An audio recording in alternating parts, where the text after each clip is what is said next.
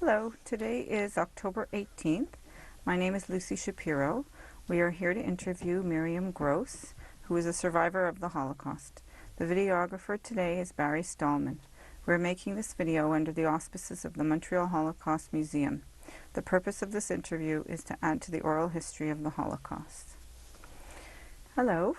Hi. So I'd like you to tell me your name and a name at birth and where and when you were born. My name at birth was Miriam Roth, and I was born in Budapest, Hungary, When? 1937. Tell me a little bit about your family. Do you remember your grandparents and their names and a little bit about them and your parents? You can start with maybe your Okay. parents. Well, I remember my maternal grandparents because I stayed with them. Actually, I lived with them for 3.5 years when I was little. From what age? A year and a half to almost 5. So tell me, maybe we'll start with your parents' names. Your mother's name? My mother's name was Regina, Regina. and my father's name was Ignaz And their last name? Roth. And when were your parents born? My mother was born in 1910, and my father was born in 1907. And where were they born? My mother was born in Budapest, and my father was born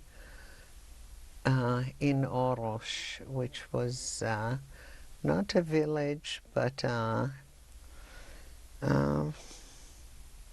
what do you call it? Small town? No, it was not a town. It No. was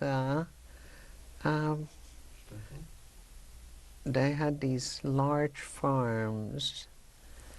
So it wasn't their farm. It belonged, the farm had a landlord, but it should have a more professional name, not an estate. Anyhow, if I remember, I'll go back to it. His father, my grandfather, was the manager of the farm, and unfortunately, by the time I met my grandfather, I only met him once, my paternal grandfather. He was not working anymore. He became extremely religious. And he decided that he wants to devote his life to the cause.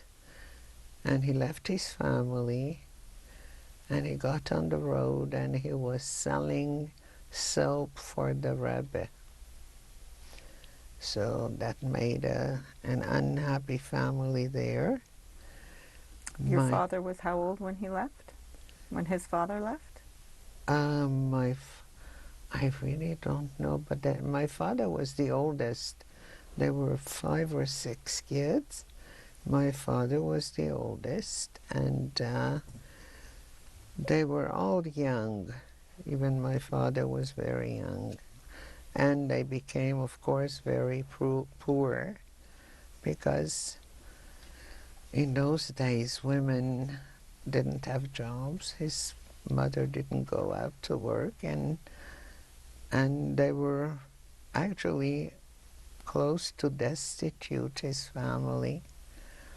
How did your father end up coming to Budapest? Did he come as an adult or a child? As an adult, because I think 2 of his brothers had gone to Palestine, one in 1936 and the other one in 1939.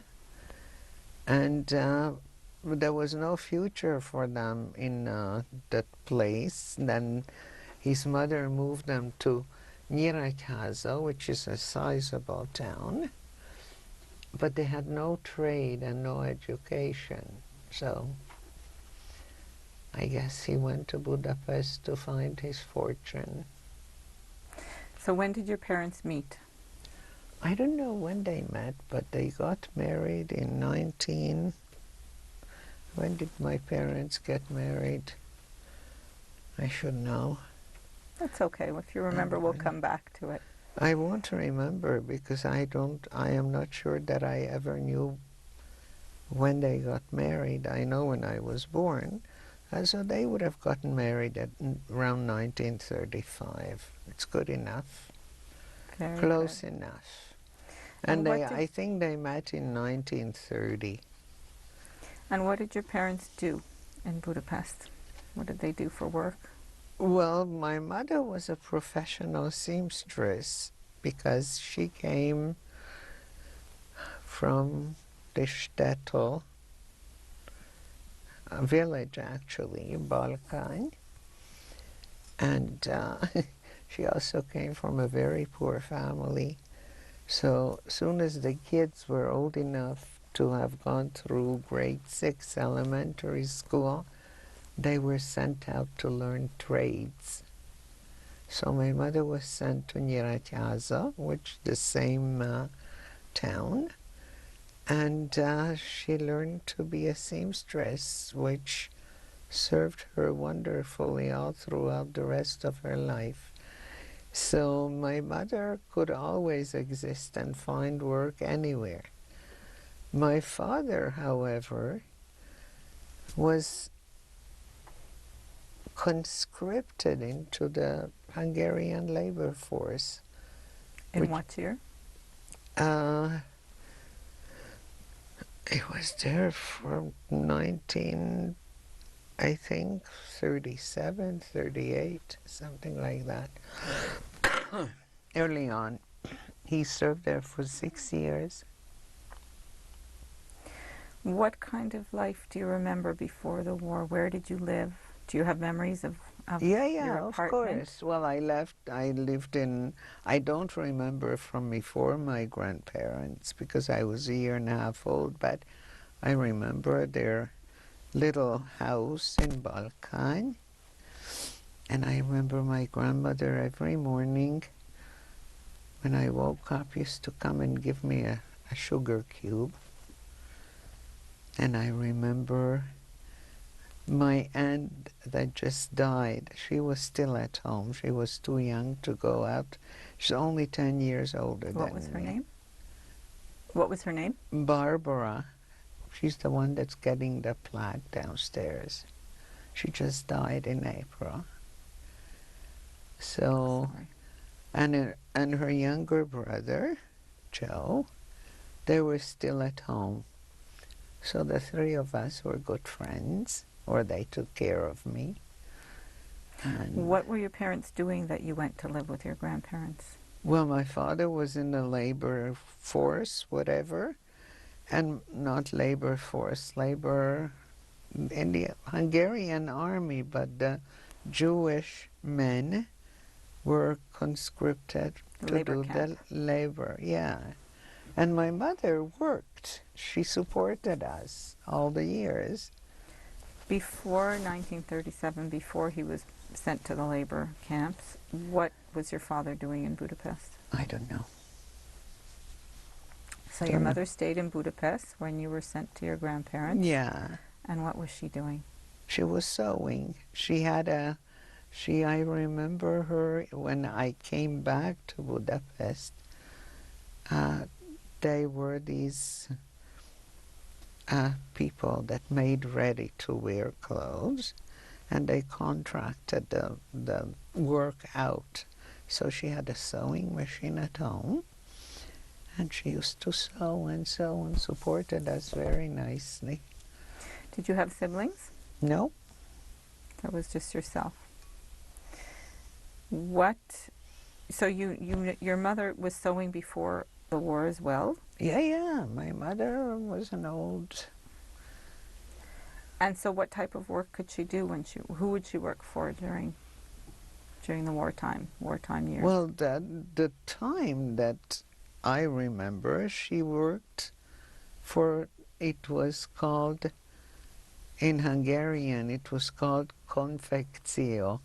It was like not high-end, whatever stuff, but it doesn't matter because once you know how to sew, you know how to sew anything. But she worked for contractors, piecework.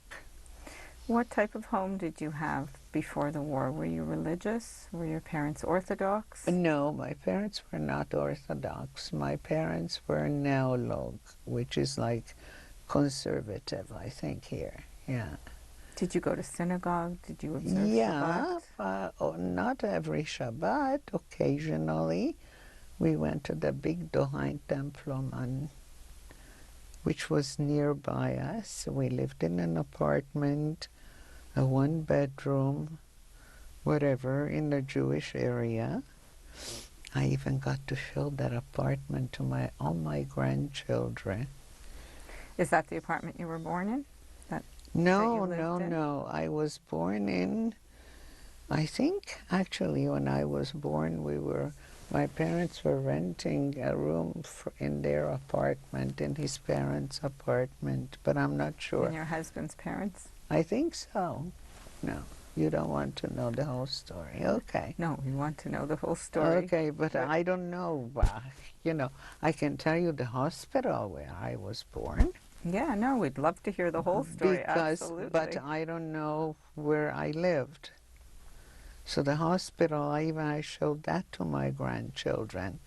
Rokush in Budapest. I got to show the hospital to my children. Very nice.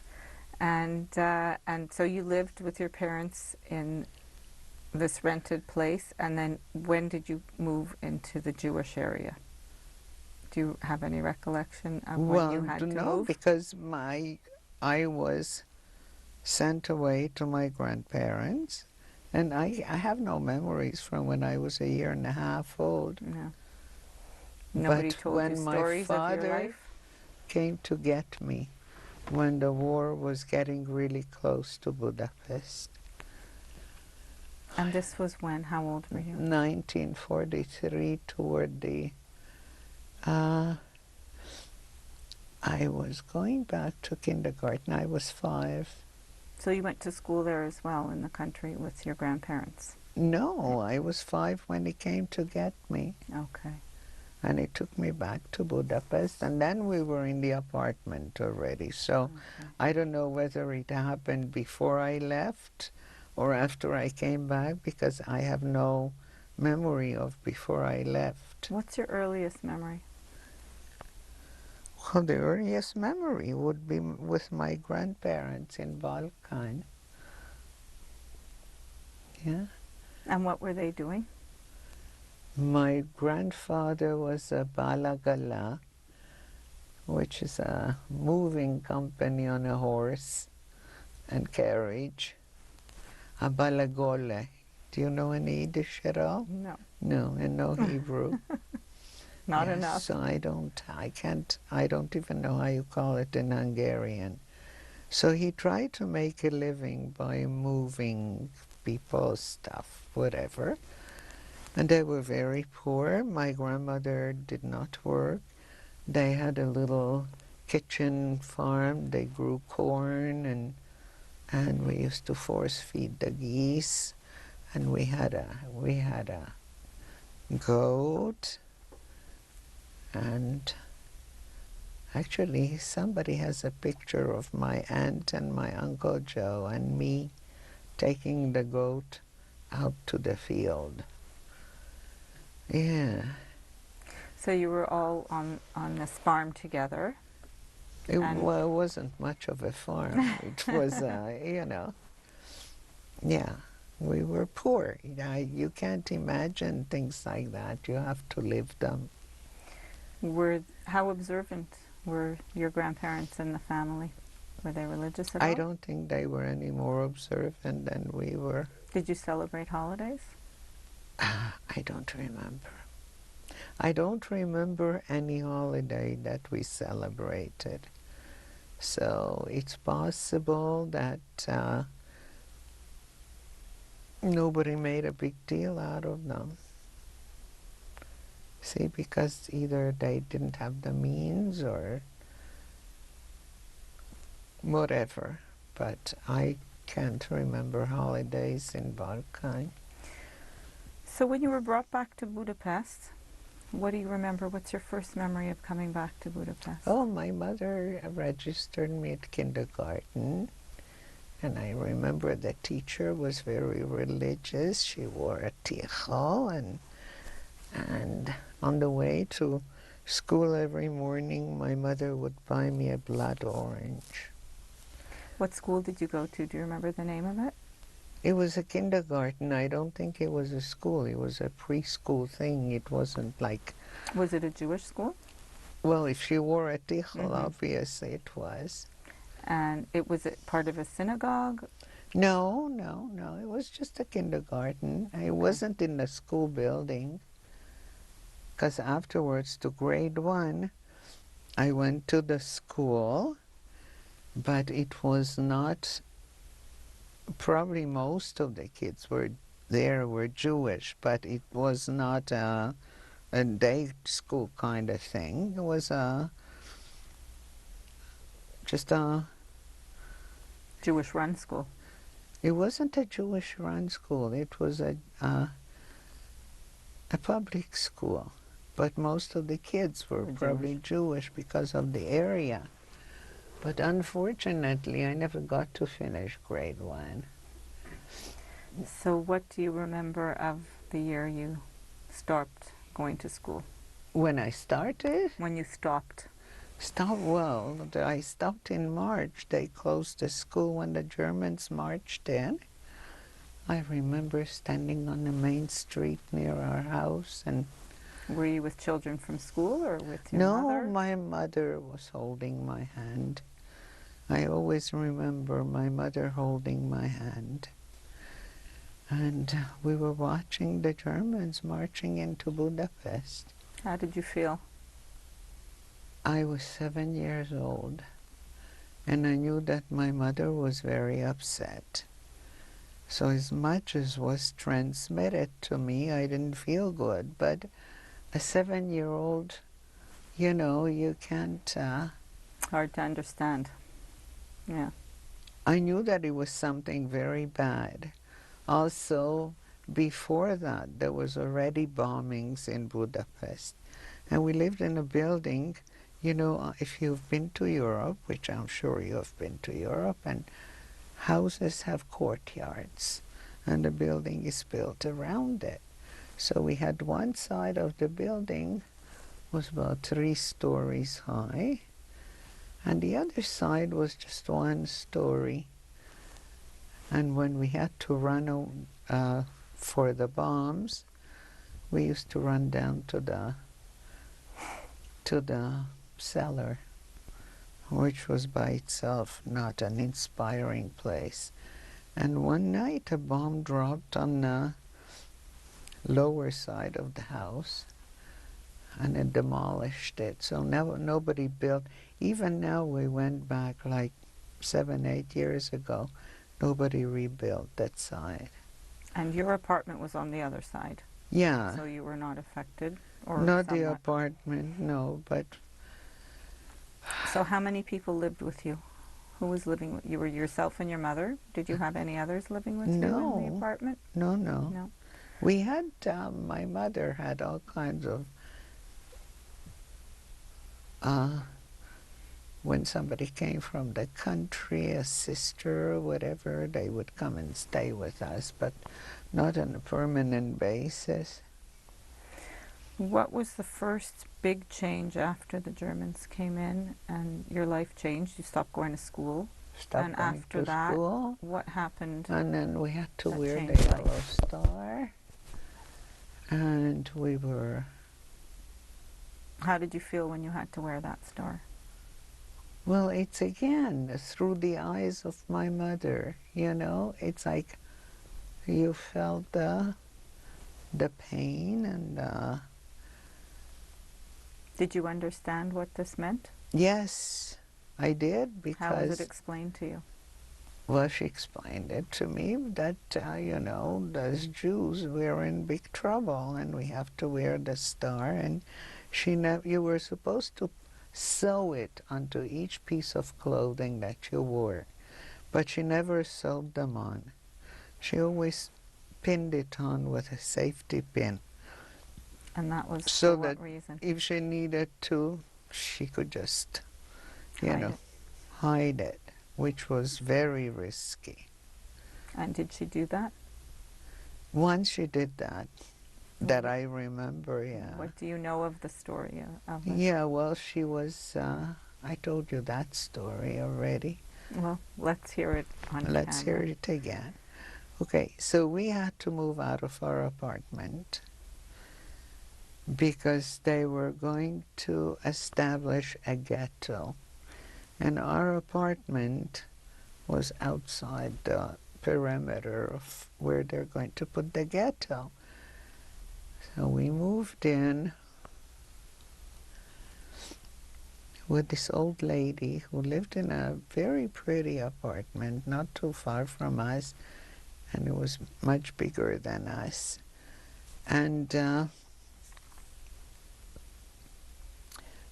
man that my mother was working for, sewing for him, the contractor, happened to live in the same building. He wasn't Jewish.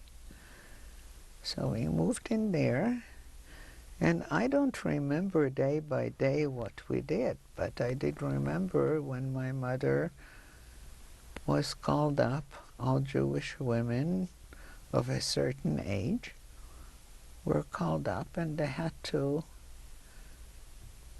appear in some arena or whatever. And what were they asked to do once they got there? Well, I don't think that my mother made it to the arena. She was just put in line with hundreds or whatever of other Jewish women. My mother was a young woman at that time. And they were being marched down the main street, and they were being probably marched to a camp, one of the concentration camps, or to a train, or to a bad place. And how did she get away from there? Well, my mother was resourceful. Actually, my mother was the hero of this whole story. She was. She was terrific. She was marching with the women, and she figured, I guess, that she had nothing to lose, and she left a child behind who she didn't know what was going to happen to me, you know? So there were lots of people on both sides of the street lined up to watch the parade of these poor Jewish women. Some cheered and some weren't so happy about it. And she figured she'll take her chances. And she took off her yellow star quietly, and she sneaked out of the line. She was at the edge. She sneaked out and went over to a man and held him like by the arm, as though she was one of the observers that came with him. And she was very fortunate that the man did not give her up, you know? Very.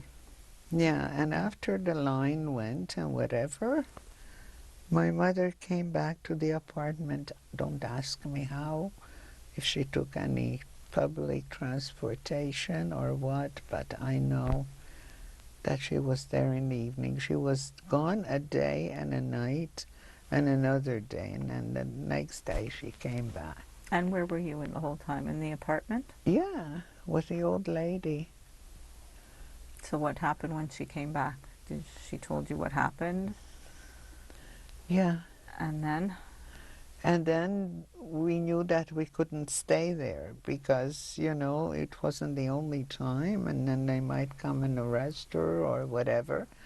So this man, the contractor,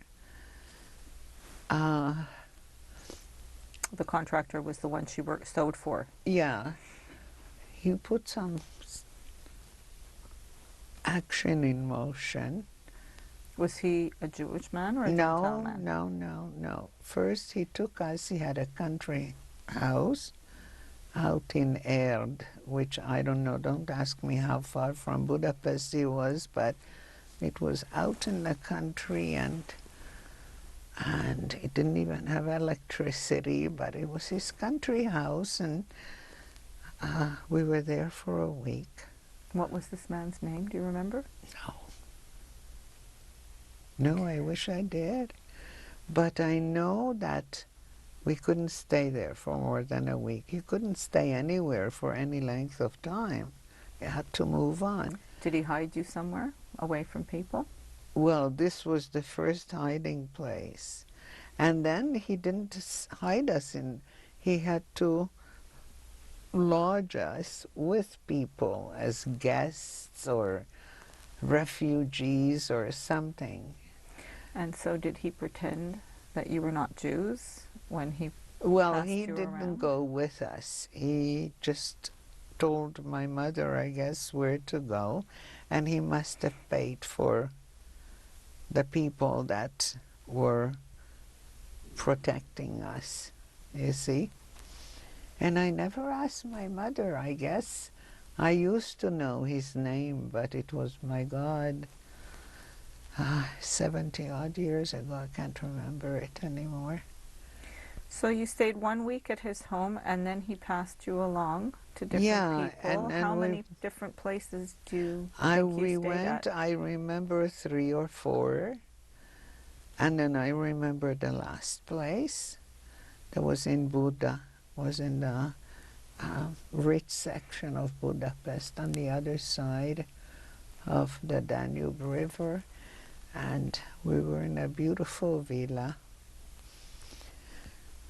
where the people, the owners, had escaped to I don't know where. So the only person who was there was the janitor's wife. Janitor must have been in the army, Hungarian army, and she had a 1-year-old baby. And there was another family being hidden there. They were from Romania. They ran away from whatever, and there were about 5 or 6 of them, mother, father, and their children. And we were there, I think, for the longest, I think, for about 2 months until the Russians came and Liberated. liberated, well, kind of, yeah. Did anyone ever try to give you away as Jews? No, Was there ever a time no, that somebody thought you no. looked Jewish?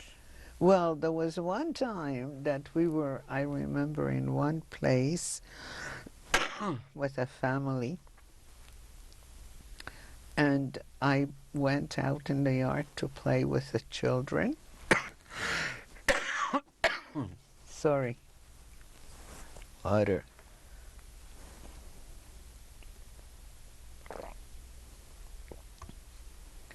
And one of the mothers thought that I looked Jewish. So we had to pick up and run away from there. But other than that, I don't remember anybody ever trying to personally harm us. But then I do remember, you see, by then I was older. I don't know if I told you the first time about the janitor's wife. Did I tell you about her? Yeah, please tell your story. So she got killed.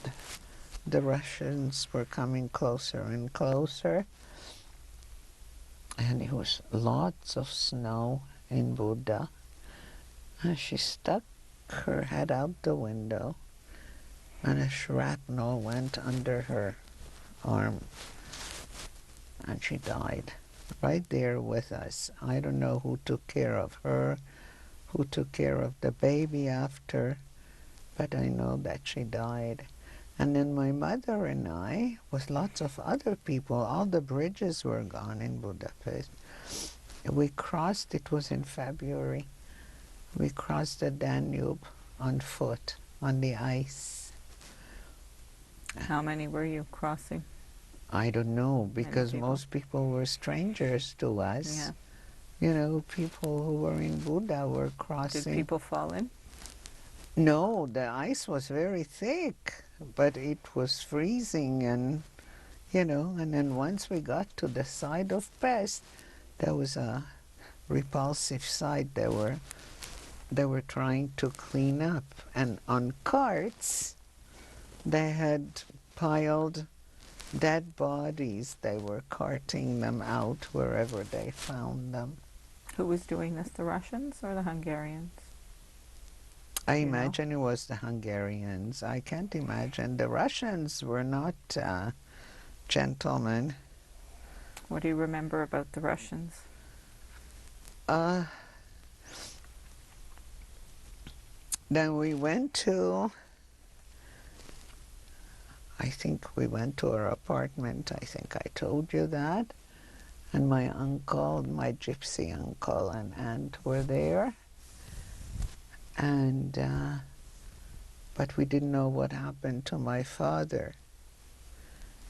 So after a while, we got a letter, or my mother did, from him that he's in Nyíregyháza. Your father. My father. And he's trying to revive this whatever shop they were making, I think wood stoves or something, you know, this freestanding thing, and we should come and join him. So we did, but then 2-3 weeks later he disappeared. I told you that too. He was going to Budapest to get some whatever, and the Russians took him off the train and put him in a camp, and we never heard of him. When was this? What year? In What year was that? 45. Yeah. In the meantime, I started to go to school there in Nyíregyháza, and I had a Jewish teacher. Yeah. I think that teacher actually traveled with us to Palestine afterwards. And it was great too, but I never finished the whole grade of school until I think I was in grade 3.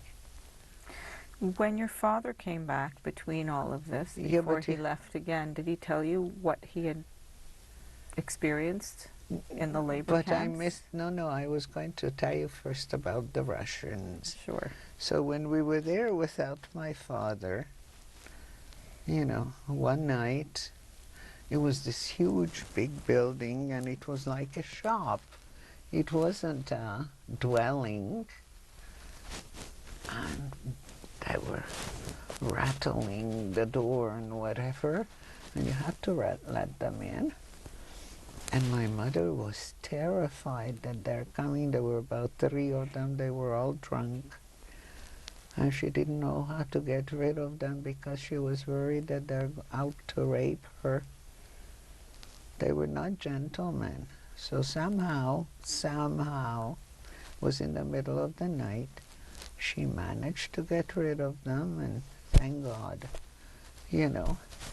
And then a while later, like 3 months after my father was gone, I told you, we got a note from him. It was hidden in an iron. Did you ever see one of these old-fashioned coal irons? It was hidden in an iron, and we got the note that he got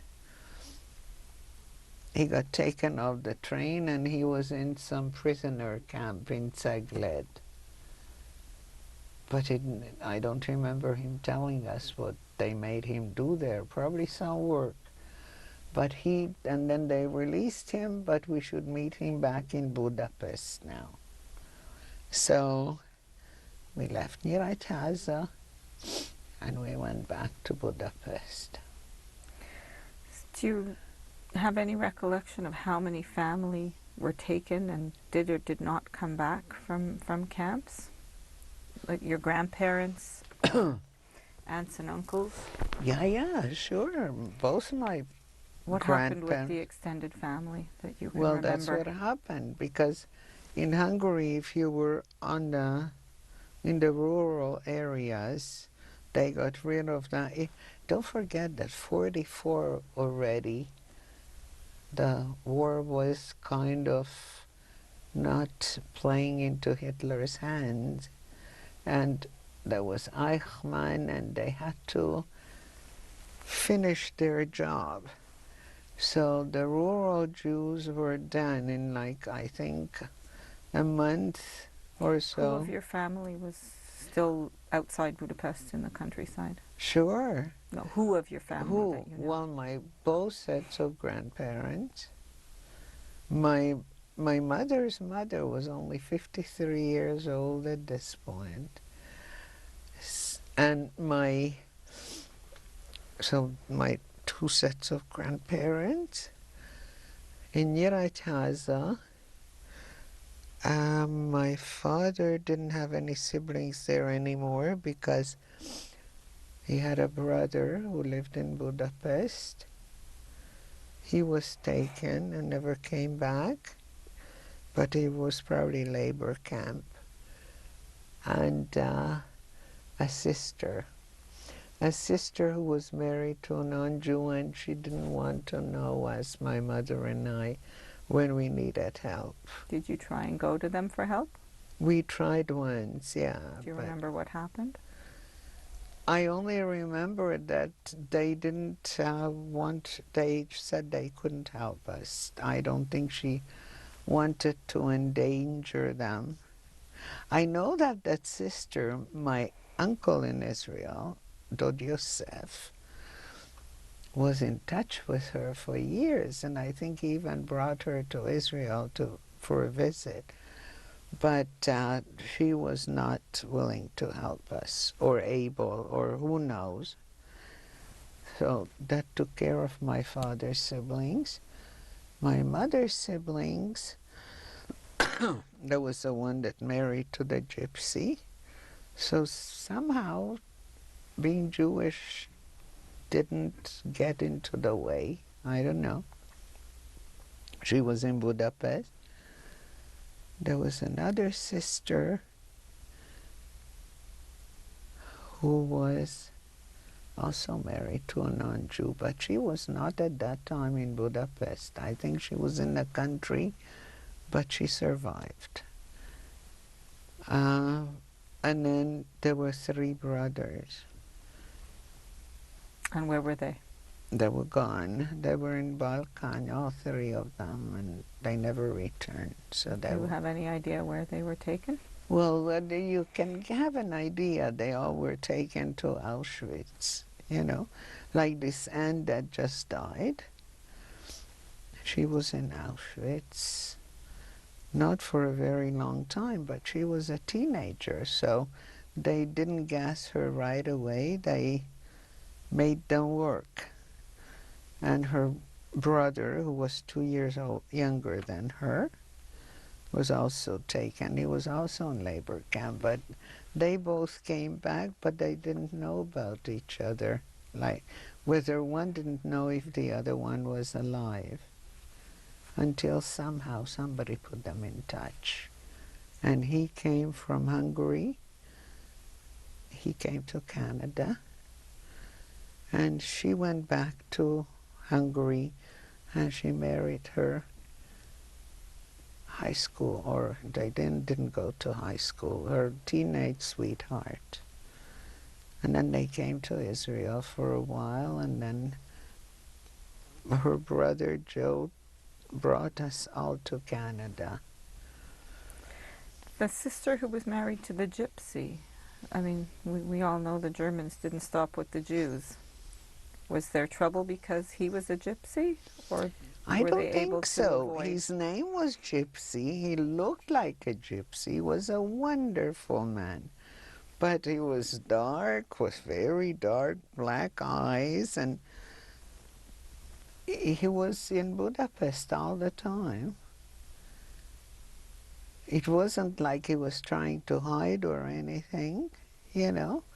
I was wondering about that too, and I never asked anybody. So he died, like, before any of us went back for a visit. I didn't go back for about 42, 43 years. But my daughter went to Hungary with a friend before we ever went back.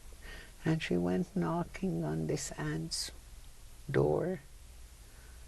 And his aunt didn't speak a word of English, of course. My daughter didn't know any Hungarian.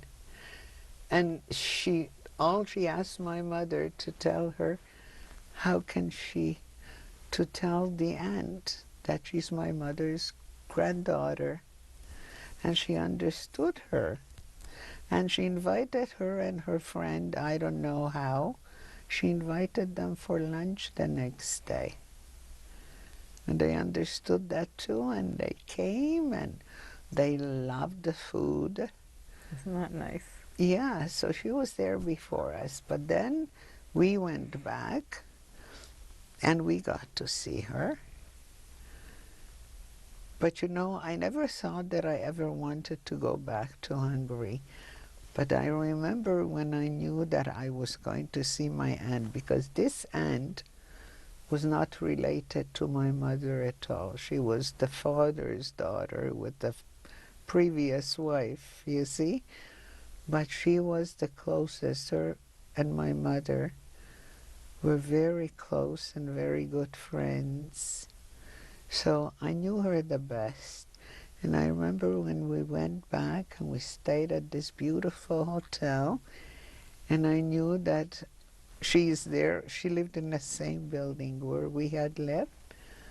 And I got all excited that I'm going to see my aunt now. And that was very nice. Let's go back a little bit. Let's go Yeah, back to okay. You want to hear the sad things? Yeah.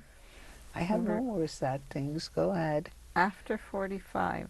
Yeah. Where did you go? Your father came back and then he left. My Let's father? talk about the years between. Okay.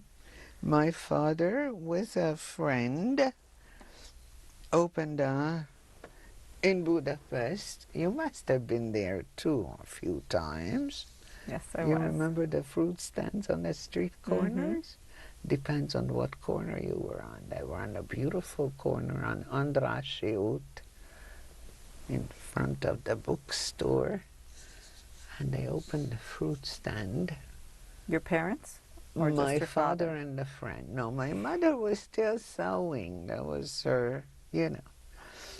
That was in 45. And they sold fruit par excellence, really the best, because they were in an elegant area there and only the best. But my mother used to go with him at night. They used to go at 3 o'clock in the morning with a streetcar to Chapel to buy the fruit wholesale. I remember that, because I would be left alone in the apartment, but I wasn't so small anymore. And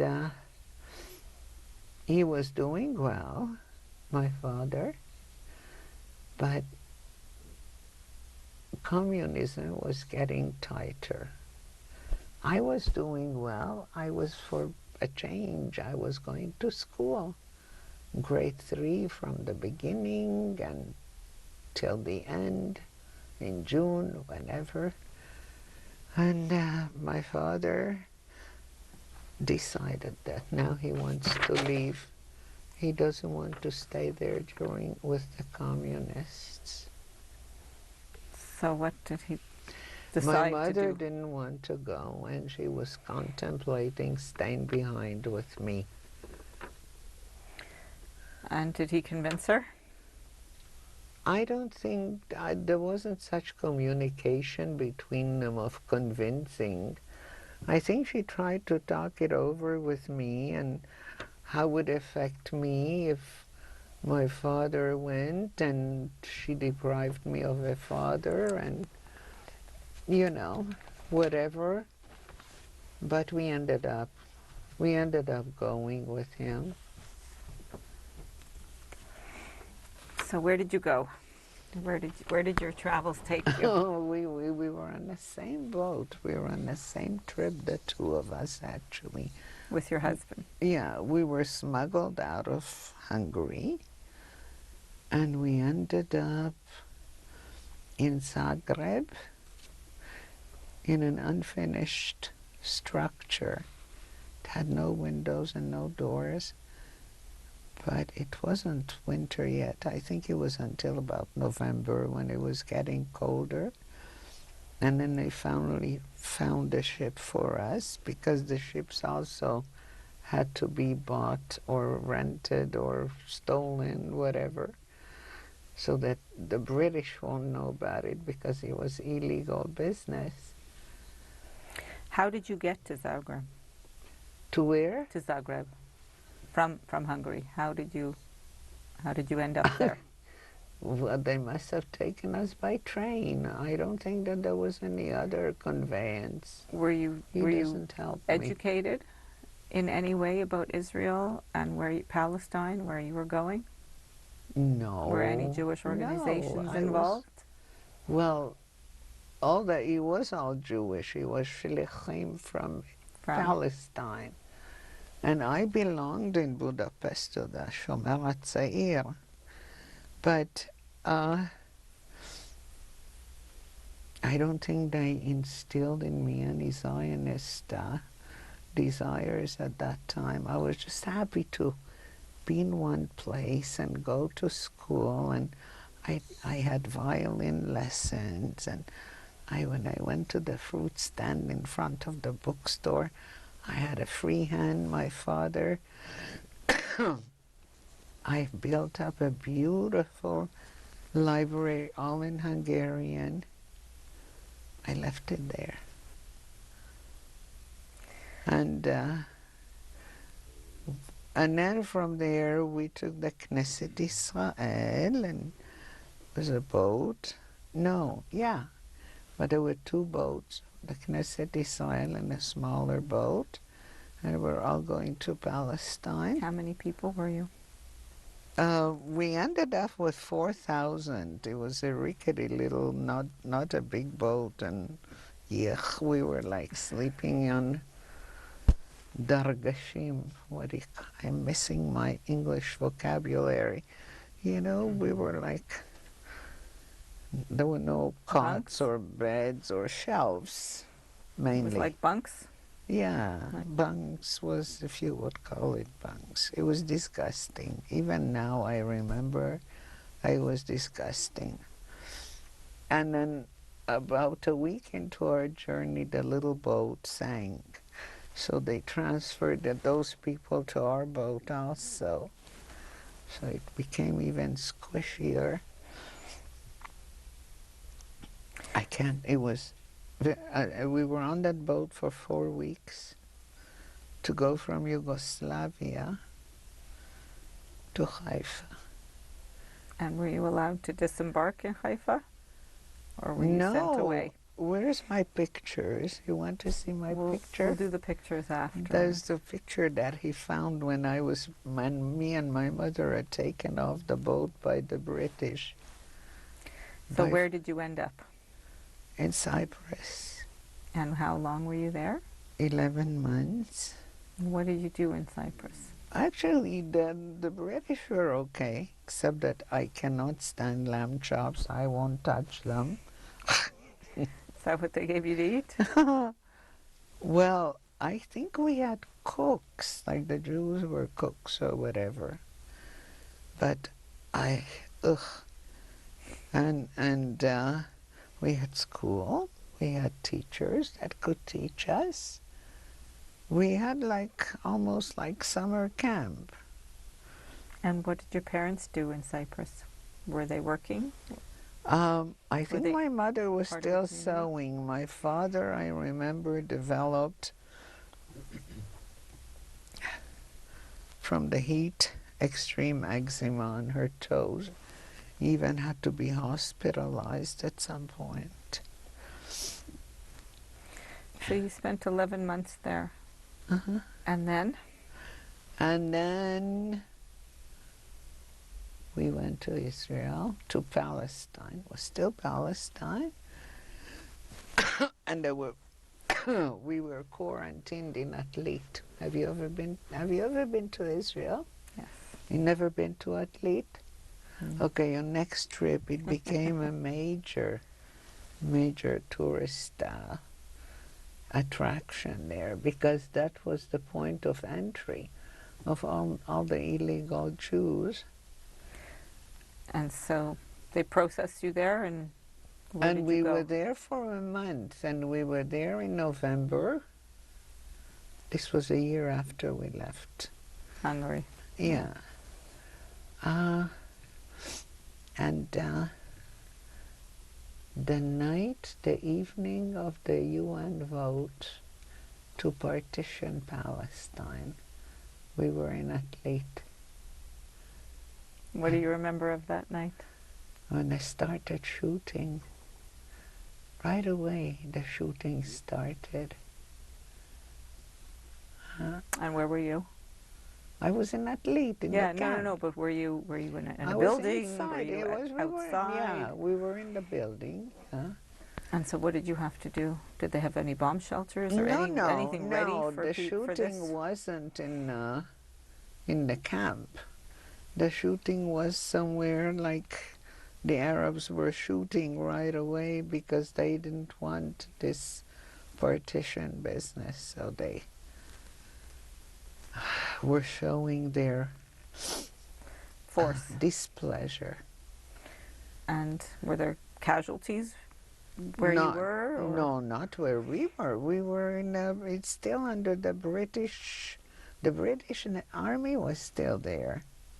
You know, because Israel was not to become an independent country until May. This was in November. Right. So there was still the British mandate. You see? So you stayed for a month. Yeah. And where did you go from there? And then we were we were taken to Kiryat Shmuel, which was called the Betolim. It was like a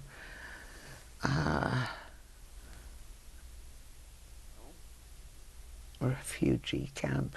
No, it wasn't that. It wasn't called a refugee. And newcomers Yeah, too. facility. Until they place you to live somewhere. So 2 months later, they placed us.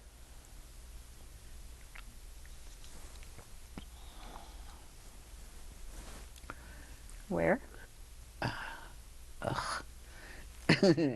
In Tel Amal, which is on the hill outside of Haifa. Now it's beautiful, but then it was a little building structure, and we got one room,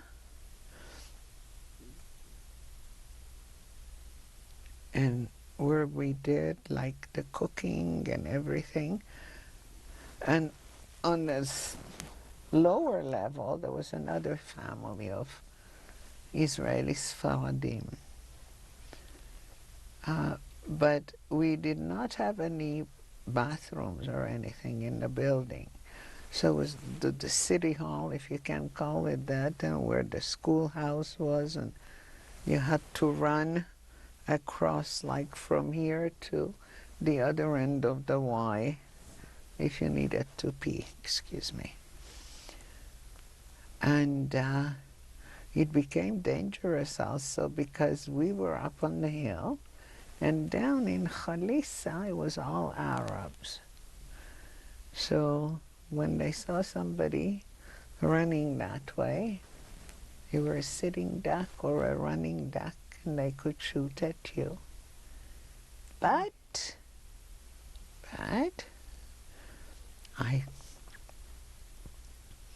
went back to school, such as it was, and I missed a year, because even though in Cyprus we had school, but it wasn't like Official. official.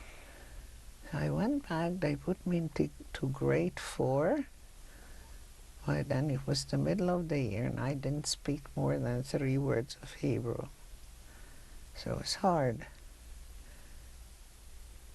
But I found some friends, and on May the 14th or 15th, I don't remember which was the day of independence, Hey Yar,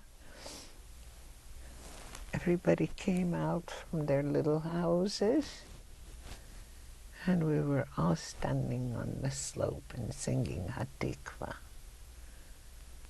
So how did you learn Hebrew? You must have had to learn pretty quickly. I did as I went along. How did I learn English? It was easier for me to learn then than it is now, because now I don't remember things so well. But then it was easy. By the time I finished that year, and I started grade 5, and it was a cinch. It was no problem. And what did your parents do in Israel? Palestine, Israel? My mother sewed, but this time she had no factories or contractors, so she had to do it the hard way. She had private clients, which was sometimes you have and sometimes you don't. And she was always the main provider of the family. My father worked, and then he didn't work, then he did work, and What was he doing in Israel? his brother, one of his brothers, Dod Yosef, who since died also, was in the British Brigade. So when he came back, they compensated them, and he was also a prisoner of war during the whatever. When they came back from the war, the British compensated them, and they opened a tile factory for them. What was he imprisoned for? He was a prisoner of war. He was in with the British Army, and where was he? Sorry, I'm not asking in Germany. Okay. Yeah. Yeah, with all the trimmings. So they they helped these veterans open a factory, and my uncle worked there for years. He made a nice living, and of course he employed my father too, but unfortunately my father couldn't stay in any place for too long a time. So he did that, and then he worked in a few places, I don't know. And then after the War of Independence, all the Arabs ran away from Khalissa. So we got a little dwelling there, which wasn't palatial or anything. And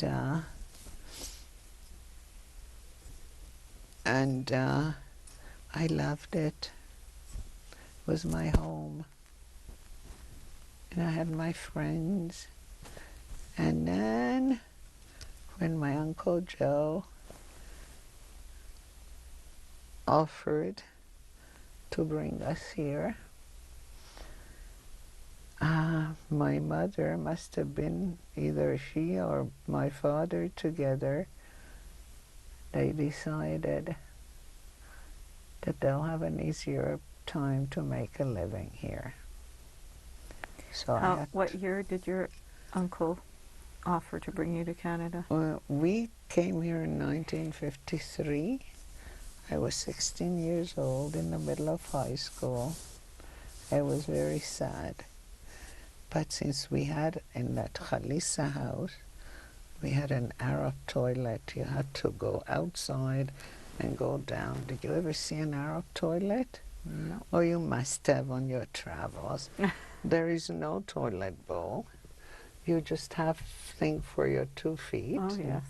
You must have seen one, okay, or several. They have them in Italy even. Yeah. I just never heard to it referred to as an Arab toilet. My mother promised me that I'm going to get a normal toilet if I go to Canada. No, and I was 16 years old. And I guess I was not brave enough to let them go by themselves and go to a kibbutz or something. Anyhow, I ended up here. Life is good. I'm not complaining, but, you know. Lots of movement.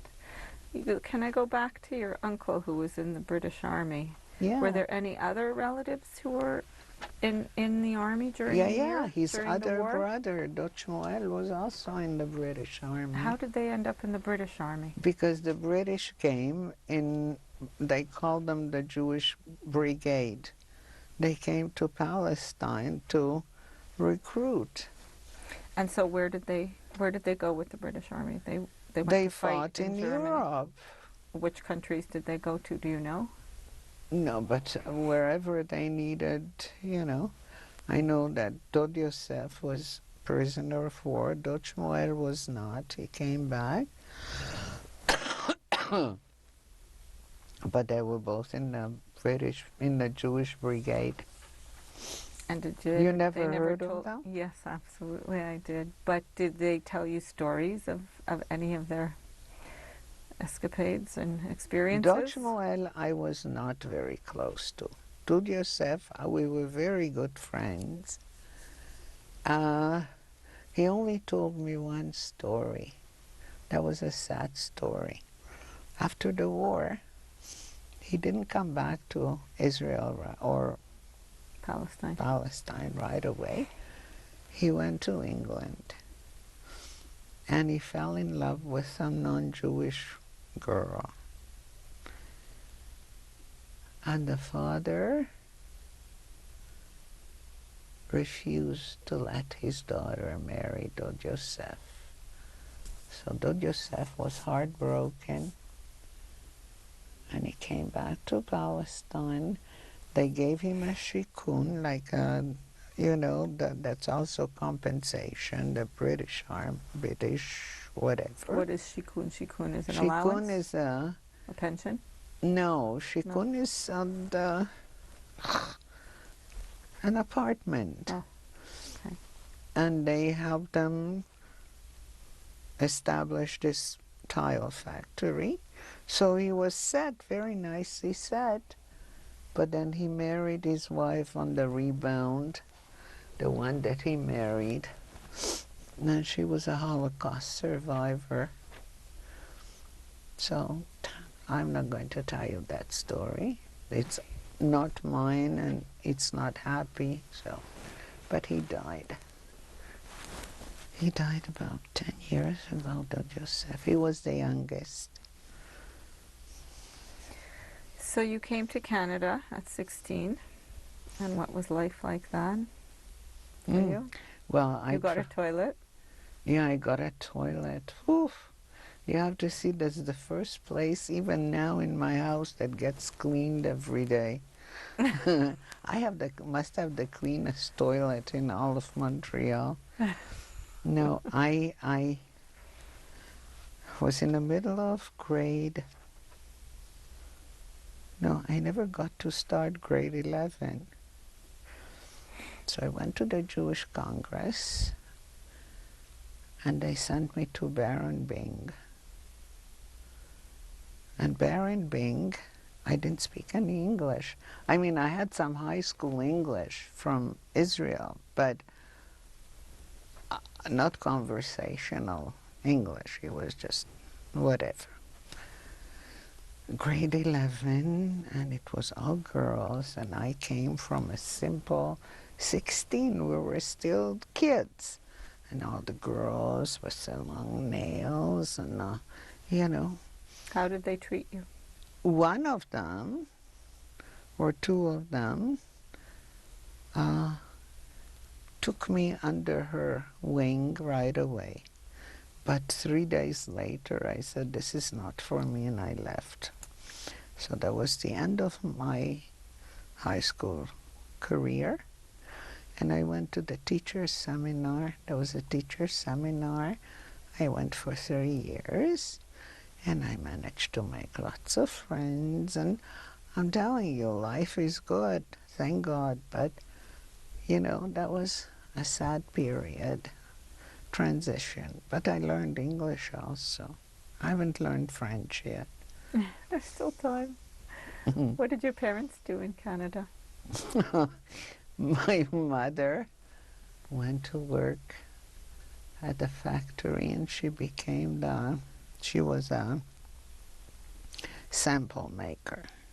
Sample maker is the person that when the sample that comes in from the designer, sample maker makes up the first sample. So And my father was the same story. He worked a bit and he didn't work a bit, but he died very young. He was 64 when he died. Yeah. So she And what year was that? Do you know? Do you remember? 64. That was in, easy to figure out. He was born in 1907, so uh, plus 64 would be in 51, was it? No, 71. 71, right. See, I can't count. Yeah, I know, because both my children were born already when he died. But he died young. And then, so you became a teacher? Pardon? You became Yeah, a teacher? yeah, I was fine. And you met your husband, and do you want to tell me a little bit about your life and your family? Our life, well, thank God, we're okay. We worked ourselves up from really nothing, and we're nice and comfortable now, and we live in Dalard, and we have two beautiful grown children. Our son is a doctor. Our daughter is a journalist by trade, but she does freelance now. She worked for CJD, and she worked at the CBC on TV and radio for And what are your years. children's names? Gil is my son, and Karen Gross. If you ever listen to the CBC in your younger days, she was on Newswatch, and then she was the Quebec City correspondent for the local news, Beautiful. and then she was the 6 o'clock news anchor on CBC radio. And my son and his wife just made Aliyah. Very nice. So it's like Goes around. yeah, full cycle. And I have very good children, very nice, and I'm very fortunate. Have you ever told your family about your stories during the Holocaust before?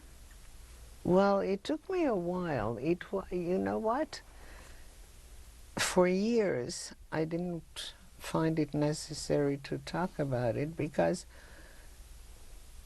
I was an outsider when I went to Israel, to Palestine. Then I was an outsider when I came to Canada. My kids were born in Montreal. I didn't want to bring them up as outsiders. You see? Did they ask you questions growing up? Well, later on, somehow, you know, it worked out that I'd never sat them down and told them my story. But I guess you feel that when your parents are from somewhere, right? Your parents are also from somewhere. Also Budapest. Yeah, but you are brought up slightly differently than your next door neighbor, right? Mm-hmm. Yeah. Absolutely. And then what happened was at Hebrew Foundation School, somehow, I don't even remember how, it became a thing that every year, Yom HaShoah, I had to go in front of the grade threes and tell them my story.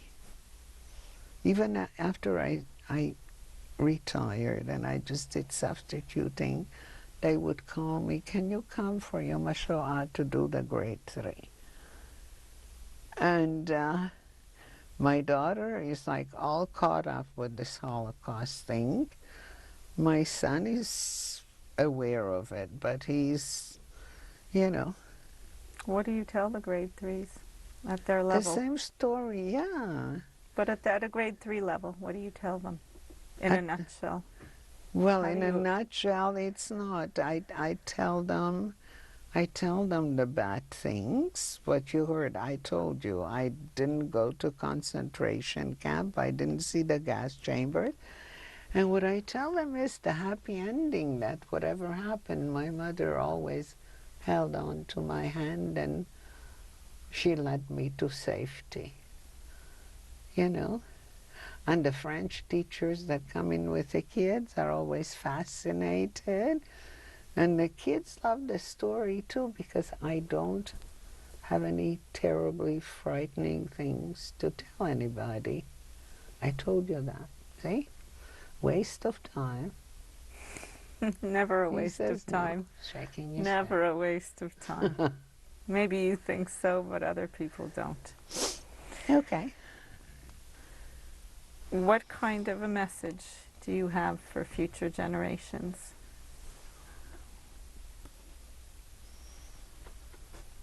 What kind of message? Do you have a message for young people? Huh. Well, I have hopes. Message, I can't tell anybody what to do, you know. I can't,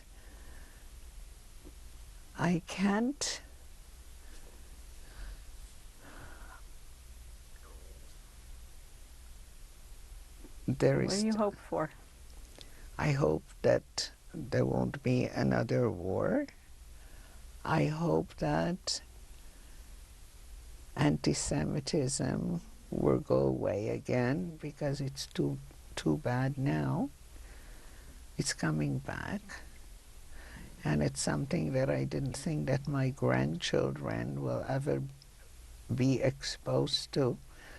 Thank God they're not, but just that they know about it. You see? Mm-hmm. I didn't think that. I thought that when the Second World War was over, I thought that the world has been cleansed of all evil. And it isn't. It isn't. Evil is back again. But my message would be to just, you know, hope for the best and do your best, and if you're a good person and you help the other good people, then things will work out, I think. What do you say about Holocaust denial and Holocaust deniers? Well, you don't want me to hear me say bad things like that. Sure we do. You do. Well, I think that, you know, there is nothing I can do about it. It's very frustrating. Why did you make this film today, this video? Because my children asked me to do it. And do you think that this video will help to combat some of those deniers' beliefs? Hopefully, but you know, from experience, I'm an elderly lady and I'm a cynic to a large degree. And I know that people that have strong faith in anything, I will not be able to shake it. And those people who deny the Holocaust, most of them, maybe some of them are just, you know, following the leader. But many of them firmly believe that it's a made-up story. There is nothing I can do about it, but hopefully do you think that those people are going to sit down and watch these interviews? Well, if others do, hopefully it will help Yeah, combat. but I don't believe that you can sit them down and make them watch these things. See, I don't. I am very hopeful. I'm not a pessimist by nature, but there are certain things that unfortunately never change. And one thing like that is when people firmly believe in something or somebody,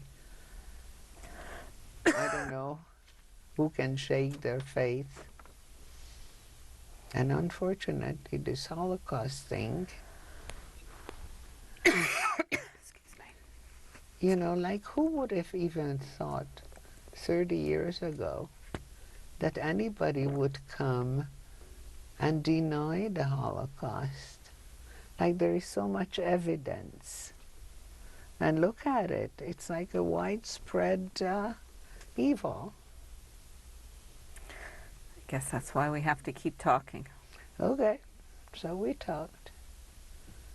Why did you come out today to do this video? I told you, Your daughter. my children wanted me to do it, and I guess, It was time?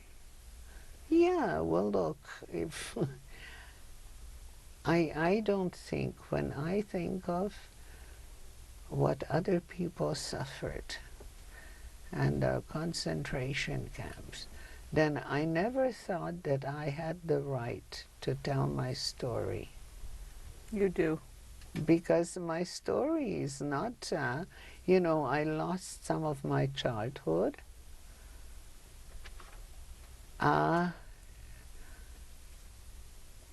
I was afraid. I moved around. But I don't, when you hear of people who lost their husband and children and they started all over again, a new family, and, you know, I don't have the right to even claim that I was part of it. That's one belief I've had all along. Well, And besides, I don't believe in the victim. I think those are two different things. Possible, possible. There are people who say, oh, whatever happens to them, I can't because I was in the Holocaust, excuse me. You know, so maybe, but I see people that really you wouldn't think that they can pick themselves up again. And you did. Well, I did. I was a child. And My people parents did. were there. You My did. mother was there. And I didn't, it wasn't as traumatic as, you know, as many other people's. And on that note, I think we'll end and we'll get into what's next. And I want to thank you for telling your story today. My name is Lucy Shapiro, and this was Miriam Gross, interviewed about your experiences during the Holocaust. This interview is deposited in the archives of the Montreal Holocaust Museum. Okay. Thank you. We're done. Mm.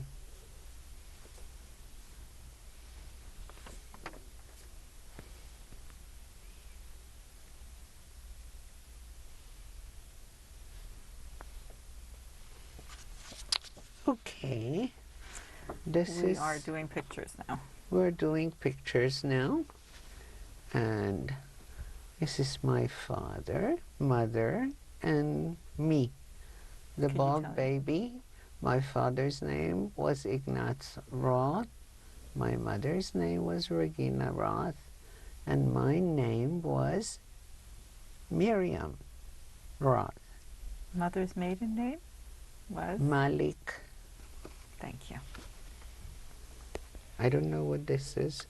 Birth record. Birth record of you? Your husband brought it. I know, but my husband didn't tell me what it is. My father's birth record. He was born in Oros, and I don't know which one is his. I would have first one on the top. Ignaz. It says Jacob Roth. Roth Jacob. That was the father. That was my grandfather, Jacob.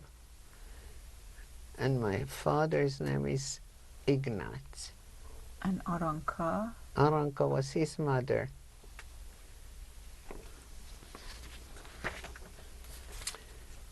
Oh, and this one, this cute little me, when I was 5 years old, and the telephones were in their infancy. This is in Budapest, and ordinary poor people didn't own telephones. So you had to be wealthy or live in a luxurious place.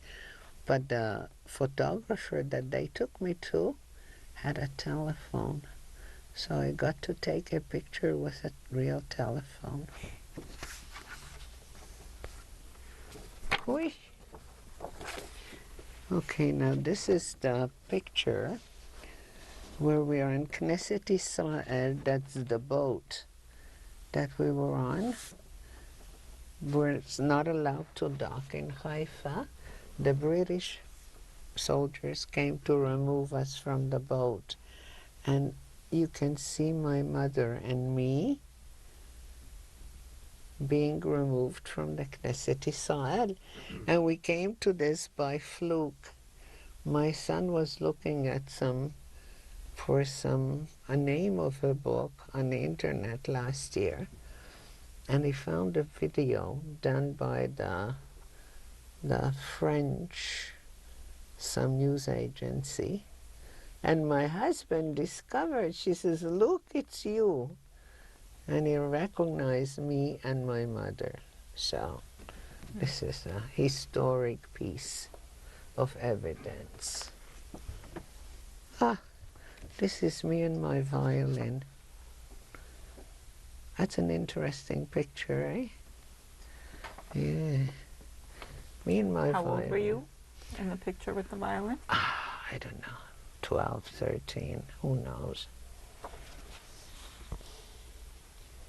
Okay, this is a picture of my mother, my father, and me in Israel, in front of our house, the one with the Arab toilet. What year? Do you remember? No, we were in Israel between 48 and 53, so it could have been 51, 52. Thank you. This is in Montreal, but don't ask me what year because I don't know. I must have been about 17, 18, something like that. Although after that, I wouldn't have taken a picture like that.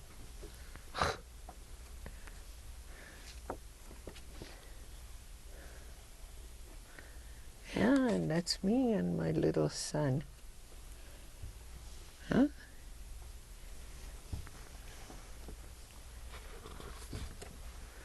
And that's our wedding picture. My handsome husband and me. And you know our names, year? right? Yeah. What year was this? 1959. Oops. And this is my mother and father at our wedding. They both look stunned. They do. But you can delete that from the thing. Okay. Everybody looks happy here. We were on the ferry crossing on the Champlain, Lake Champlain, crossing from Burlington to Plattsburgh or vice versa. I don't remember. A while ago when And my who's in the kids were picture? young. What? Who can you name who's in the picture, please? Yeah, it's on top. It's my father and my mother next to him with the gray hair, and then me with the messy ponytail, and then Karen and Gil, my children. This is Tamal's wedding.